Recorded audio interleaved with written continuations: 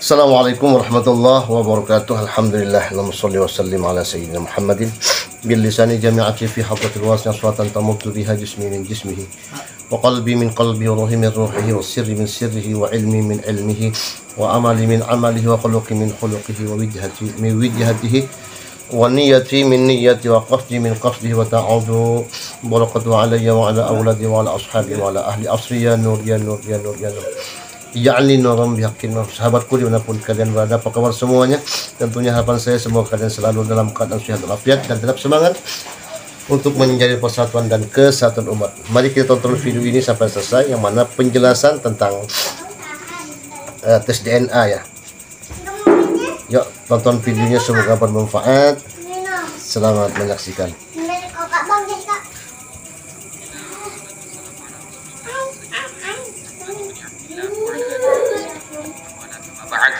Sahabat muslimin dimanapun Anda berada, kini kita akan mengomentari video Gus Aziz Jazuli yang kedua, teman-teman, ketika beliau mengkritik Habib Abdurrahman Bilfaqih. Kita simak dulu video beliau.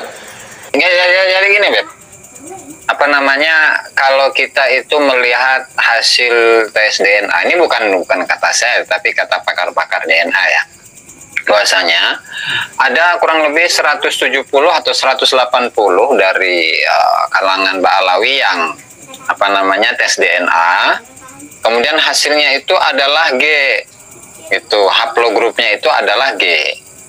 Jadi kalau mengacu kepada penjelasan-penjelasan dari Dr. Sugeng, kemudian Dr. Arikim, kemudian yang lainnya, itu bukan kata saya, Beb ya. Bukan kata Kiai Ima juga bukan, tapi itu adalah kata orang-orang yang memang mendalami dalam DNA, sehingga hasilnya itu adalah G. Dan apa itu haplogrup G? Ya, itu sudah dijelaskan oleh Dr. Sugeng. Silahkan simak. Seseorang yang memiliki haplogrup G itu siapa? Itu ya. Nah, kemudian ketika dikaitkan dengan ketika haplogrupnya itu G, kemudian apa namanya, ilmu yang ada di kalangan ulama-ulama Nusantara dan lain sebagainya, maka itu batal semua. Yang kayak gitu juga, Beb. Jadi logikanya tidak seperti itu ya, Bapak Habib ya. Jadi mohon difahami lah, jangan dikait-kaitkan sesuatu yang nggak ada kaitannya. Itu kenapa? Karena ilmu ya ilmu. Kemudian ketika berbicara nasab ya nasab. Ketika berbicara ilmu yang nggak ada kaitannya dengan nasab. Ketika berbicara dengan nasab, ya, dari nasabnya seseorang gitu misalnya, kemudian apa namanya, kemudian nasabnya itu misalnya kepada haplogrup G, yang mengarah kepada itulah yang Habib sampaikan itu, berarti bukan berarti apa namanya ilmu yang dimiliki itu batal ya, enggak lah, karena ilmu ya ilmu dan nasab ya nasab. Jadi mohon dibedakan, Beb. Alhamdulillah, barusan kita sudah mendengarkan apa yang disampaikan oleh Gus Aziz Jazuli ketika mengomentari Habib Abdurrahman Bilfaqih. Lalu beliau berdasarkan data dari Dr. Sugeng dan teman-temannya bahwa nasab habaib Ba'alawi itu terputus dengan menggunakan dalil tes DNA. Jadi lucu teman-teman ya, masa alumni Yaman pakai tes DNA gitu loh. Kita kan sudah tahu teman-teman, kalau ada DNA dan lain sebagainya bertentangan dengan ilmu syariat, maka jelas syariat yang dimenangkan. Makanya tidak jarang kita dengar di dalam kitab kaidah fikih, idza ta'arada baina syar'i wal 'adat faquddima syar'u. Ketika bertentangan ada antara syariat dengan adat, maka jelas syariat yang didahulukan. Ini malah pakai tes DNA. Jadi beliau lebih percaya kepada Dr. Sugeng daripada percaya kepada Imam Ibnu Hajar Al-Haytami, daripada percaya kepada Sayyid Murtadha Az-Zabidi, lebih percaya Dr. Sugeng daripada Yusuf An-Nabhani, kemudian lebih percaya kepada dokter itu daripada As-Samarqandi dan lain sebagainya. Jadi kita sudah tahu kita ini ada di barisan mana. Barisan orang-orang gabrul ya, Fuad Pleret ya, kemudian Ki Imad, Gus Aziz Jazuli dan lain sebagainya itu, dengan barisan mayoritas para ulama. Mentok-mentoknya mereka menafikan nasab habaib dengan menggunakan kitab Wahabi, dengan kitab Syiah. Secara tidak sadar mereka sudah pindah firqah dari ahlu sunnah menjadi ahlu dhalalah, teman-teman. Begitu loh, kita tampilkan data ya, sampai bisa buka di dalam kitab Al-Fiqhul Islami wa Adillatuh yang ditulis oleh Syekh Wahba Az-Zuhaili, pakar fikih, ulama fikih internasional, dan kitabnya banyak dipelajari di berbagai pesantren. Kita tampilkan, teman-teman. Nah, di sini kan ada pembahasan menetapkan nasab dengan DNA. Bismillahirrahmanirrahim. Al-Basmah Al-Wirathiyah wa Majallatul Istifadah minha. Jadi di sini membahas tentang DNA dan beberapa bidang pemanfaatannya. Alhamdulillah wahdah wassalatu wassalamu ala man la nabiyya ba'dah amma ba'd. Fa inna majlisal majma'al fiqhil islami fi dauratihi as-sadisata asyara al-munaqida bi Makkatil Mukarramah. Jadi ini ada suatu konvensi Dewan Kongres Fikih Islam ya, yang diadakan di Makkatul Mukarramah di Mekah pada periode As-Sadisa Asyar, pada periode ke-16. Nah, di sini tanggalnya tanggal 21 sampai 26 Syawal tahun 1422 Hijriah. Kemudian alladzi yuwafiquhu, yang ketepatan dengan tahun Masehinya tanggal 5 sampai 10 bulan Januari tahun 2002 Masehi.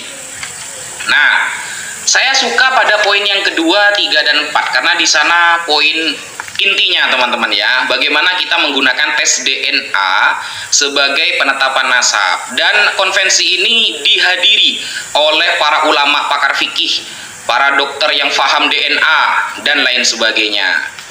Nah, di sana tertulis, "Thaniyan anna isti'mal al-basmah al-wirathiyah fi majalin nasab la budda an yuhata bi muntaha al-hadar wal hita as-sirriyah.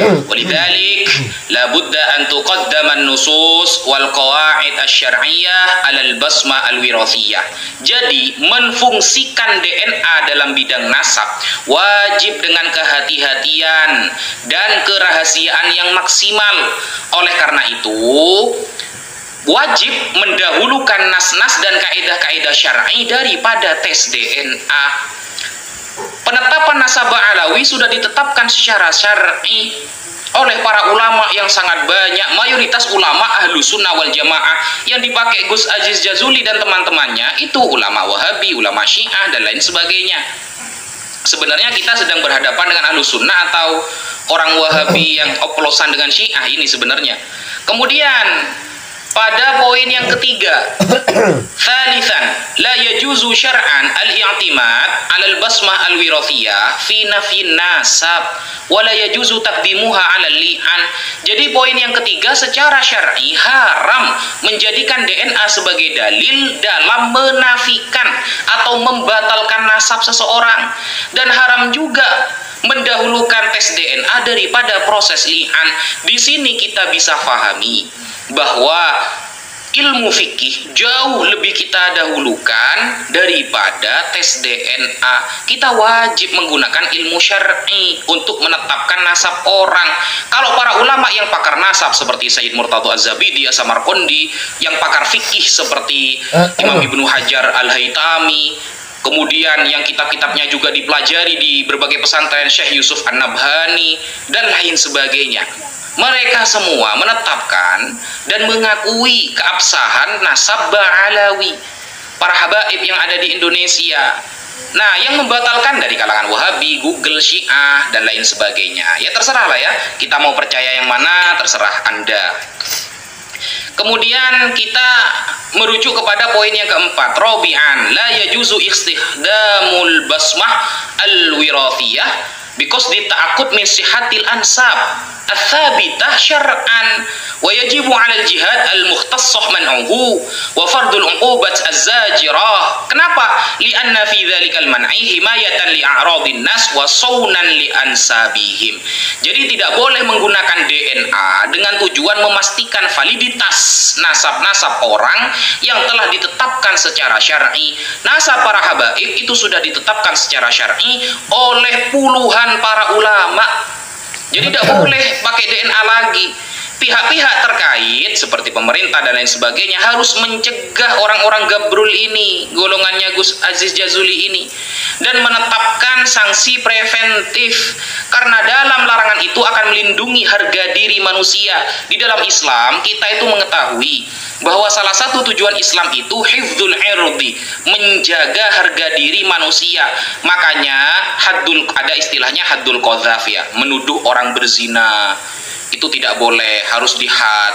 Kemudian termasuk ini teman-teman ya, termasuk membatal-batalkan nasab orang dengan menggunakan DNA. Ini tidak boleh, harus mendapatkan sanksi seharusnya orang-orang itu. Kemudian wasaunan li ansabihim, dan menjaga nasab mereka.